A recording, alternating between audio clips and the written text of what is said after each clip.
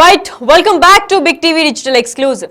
దేశ వ్యాప్తంగా వణికించిన ఒక రేప్ కేసు కోల్కతాలో జరిగింది. అయితే ఆగస్టు 7న 2024లో జరిగిన ఈ కేసు యావత్ దేశమంతా చెల్లించిన అభయ హత్యాచారం కేసులో సీల్దా కోర్టు ఈ రోజు తీర్పు వెల్లడించింది. అయితే సంజయ్ రాయ్ అనే వ్యక్తిని దోషిగా కూడా తెలిపింది.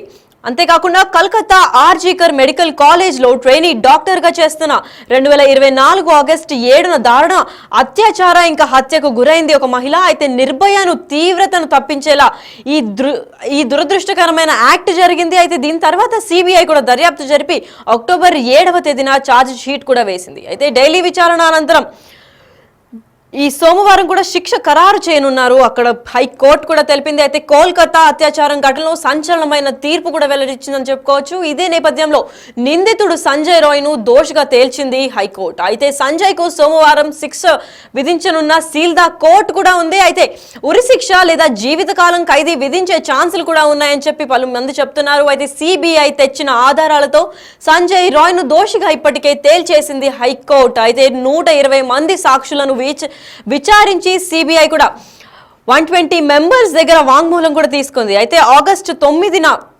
ఆర్జీగర్ హాస్పిటల్లో వైద్యురాలిపైన అత్యాచారం ఘటన మనందరికీ తెలిసింది. అయితే దేశ వ్యాప్తంగా అందరూ వణికిపోయారు. ఈ ఘటన ఒకసారి జరిగింది అనగానే ప్రతి మహిళ మధ్యలో కూడా భయం వెలిదింది. అయితే ఇదే ఘటన పైన మొదట మెడికల్ కాలేజ్ సూపరింటెండెంట్ పై కూడా ఆరోపణలు వచ్చాయి. తర్వాత సుమారు 10 గ్యాంగ్ రేపులు చేసినట్లు కూడా ఆరోపణలు వచ్చాయి. మొదట కేసును విచారించిన కోల్కతా పోలీసులు తర్వాత నిందితుడుగా సంజయ్ రాయ్ ని అరెస్ట్ చేశారు. అయితే కేసును పక్కదారి పట్టిస్తున్నారని పోలీసుల పైన కూడా తీవ్ర ఆరోపణలు వ్యక్తం చేస్తున్నారు. అయితే ఇదే విధంగా కోల్కతా పోలీసుల పైన సర్వత్రా విమర్శలు కూడా జరుగుతున్నాయి. రంగంలోకి ఇప్పుడు సిబిఐ దిగింది.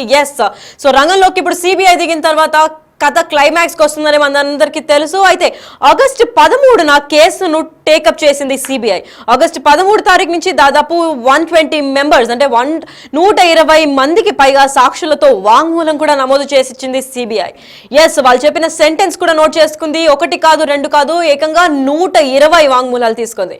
అయితే కేసులో ప్రధాన నిందితుడుగా సంజయ్ రాయ్ ను చేర్చింది పోలీసులు. అయితే ఆగస్టు 10న సంజయ్ రాయ్ అరెస్ట్ అయి ఉన్నారు. అయితే జూనియర్ డాక్టర్ పైన అత్యాచారం చేయడంపై కోర్టులో విచారణ వ్యక్తం చేసిన నిందితుడు సంజయ్ అంతా చేసిన తర్వాత ఇప్పుడు నాకు బాధేస్తుంది అని చెప్తే మాత్రం శిక్ష తగ్గిపోదు. అయితే ఈ ఘటన జరిగిన తర్వాత దేశ వ్యాప్తంగా అందరు డాక్టర్లు ర్యాలీలు క్యాంపెయినింగ్లు కూడా చేశారు మనందరికీ తెలిసిందే. అయితే లాస్ట్ ఇయర్ జరిగిన ఆగస్టు 7వ తేదీన జరిగిన ఈ ఘోర ఘటన పైన ఇప్పుడు కోర్టు తీర్పు ఇవ్వనుంది. అయితే ఈ నిందితుడు సంజయ్ రాయ్ అని ఎవరైతే ఉన్నారో వీడికైతే ఈ దరిద్రుడికి అంటే ఈ రాక్షసుడికి మండే రోజు కోర్టు తీర్పు ఇస్తుంది. అయితే ఈ కోర్టు ఎలాంటి తీర్పిస్తుంది, జీవితకాలం ఖైదీగా ఉండి తీర్పిస్తుందా లేదంటే ఉరిశిక్ష విధిస్తుందా అన్న దీనిపైన ఇంకా వేచి చూడాలి మనం. అయితే దాదాపు ఒక 9 నెలల తర్వాత అయితే ఇప్పుడు వీళ్ళకి ఉరిశిక్ష లేదంటే ఎవరు అసలైన దోషి అని దీనిపైన కూడా ఆరోపణలు వస్తున్నాయి. అయితే ఈ ఘటన పైన మరింత సమాచారం ఇవ్వడానికి ఢిల్లీ నుంచి మా రిపోర్టర్ శివ అందిస్తారు. శివ, చెప్పండి, అసలు దోషి వీడే అంటారా లేదంటే వీడికి ఎలాంటి శిక్ష వస్తుంది?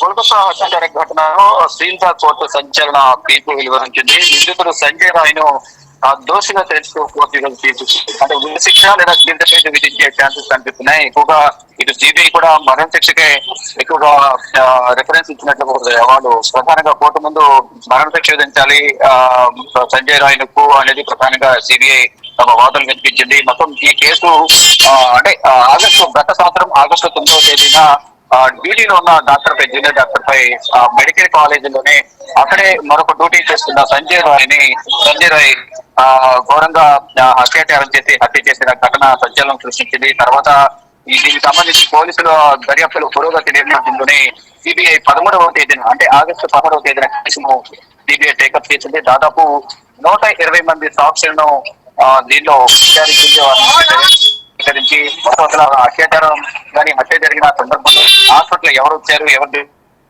అక్కడున్న మొత్తం అందరినీ కూడా విచారించిన తర్వాత సంజయ్ రాయ్ ని దోషిగా కూడా సిబిఐ చేర్చింది. తర్వాత కోర్టులో వాదనలు ప్రతివాదనలు ఉన్న తర్వాత కోర్టు కూడా సంజయ్ రాయ్ దోషిగా చేర్చుతూ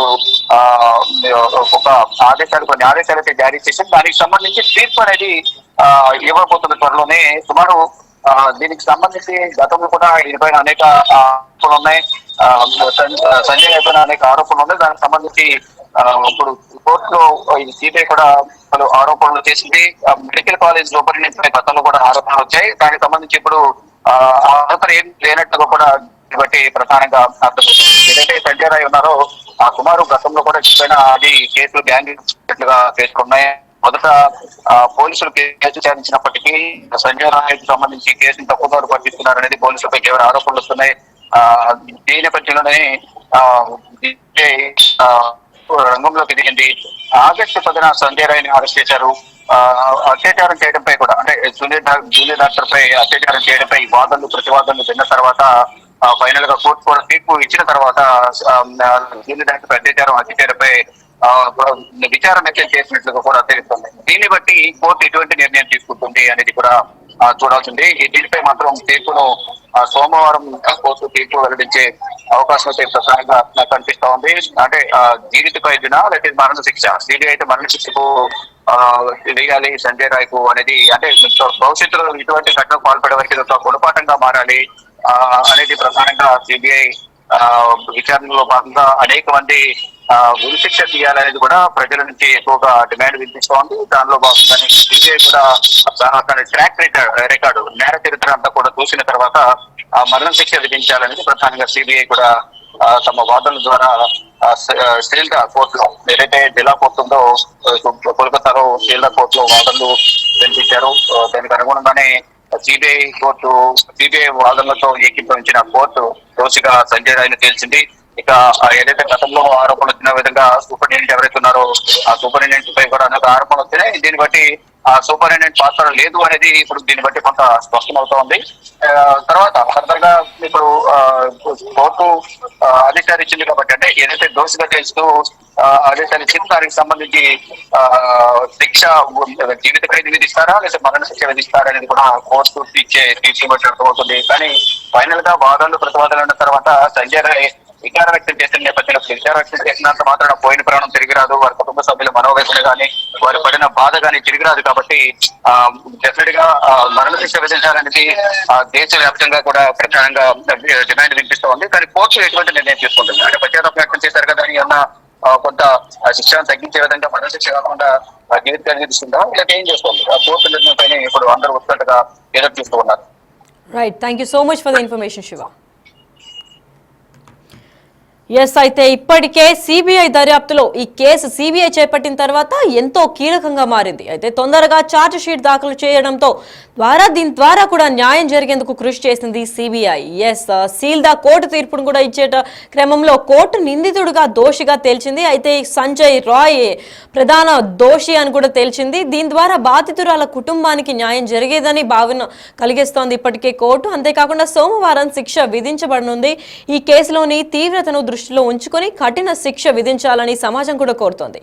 అయితే మహిళల భద్రత పరంగా వస్తే ఈ కేసు మహిళల భద్రతపై మరోసారి ప్రశ్నార్థకంగా చేసింది. అయితే మహిళలపై జరిగే అత్యాచారాలను నిరోధించడానికి ప్రభుత్వం తీసుకున్న చర్యలపైన కూడా చర్చకు దిగింది. అయితే ఇటీవలే మనం చూసుకున్నట్లయితే చాలా మందికి ఇలానే రేప్ బారిన పడుతున్నారు. అయితే చాలా మంది ఎంత ఘోరంగా రేప్ చేసి అమ్మాయిలను చంపేస్తున్నారు, వాళ్ళకి ఎటువంటి కారణం కూడా లేకుండా పసి వాళ్ళ నుంచి ముసలి వాళ్ళ దాకా ఎవరిని విడిచిపెట్టట్లేదు ఈ రాక్షసులు. అయితే ఇలాంటి ఒక ఘోరమైన సంఘటన, అంటే దాని తర్వాత ఢిల్లీలో అయిన రేప్ తర్వాత ఇదొక్కటే, అంటే ఈ పెద్ద రేపు కోల్కతాలో జరిగిన తర్వాత చాలా మందిని అనుమానాలు కూడా వ్యక్తం చేశారు, సూపరింటెండెంటే చేసుంటారు అని చెప్పి. దాని తర్వాత ఇప్పుడు అందరూ సైడ్ అయిపోయి ఇప్పుడు ప్రధాన నిందితుడు సంజయ్ దోషిగా నిర్ణయించారు. అయితే ఈ మనిషే ఇక్కడ చేశారు, ఈ వ్యక్తి తినని ఇంత ఘోరంగా అత్యాచారం చేసి రేప్ చేసి అమ్మాయిని చంపేశారు. మరి ప్రైమరీ డాక్టర్ అంటే జూనియర్ డాక్టర్ లాగా, అంటే తను ఇంటర్న్షిప్కి వచ్చిన డాక్టర్ని అంత ఘోరంగా చంపాల్సిన అవసరం వీడికి ఎందుకు వచ్చింది, ఎందుకు చంపాడు అన్న దానిపైన పోలీసులు విచారణ చేపట్టిన తర్వాత రేపు కోర్టు ద్వారా,